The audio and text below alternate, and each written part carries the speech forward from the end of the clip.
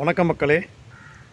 பொங்கலுக்கு 3000 ரூபாய் அறிவித்தா தமிழக அரசுக்கு நன்றி. அது ஒன்லி 6 days தான் தருவாங்க. அதுக்குள்ளே மக்கள் வாங்கிக்கணும்.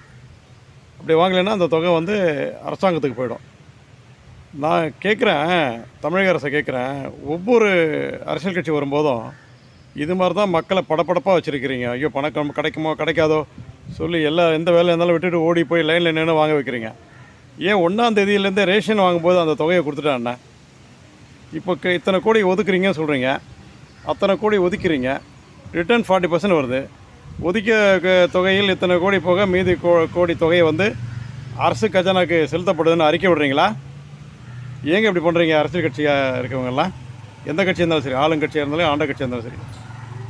எனவே இனி யார் ஆட்சி அமைத்தாலும் பொங்கலுக்கு ஏதாச்சும் மக்களுக்கு கொடுக்க விரும்புனீங்கன்னா அந்த 1ஆம் தேதியிலேருந்து 30ஆம் தேதி வரைக்கும் அவங்க ரேஷன் வாங்கும்போதே கொடுத்துருங்க.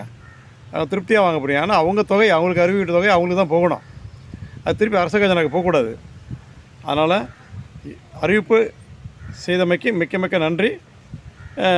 மக்கள் 6 நாள் 6 daysனால் ரொம்ப பதட்டத்தோடு போய் வாங்குவாங்க அந்த பொங்கலுடைய தொகையை.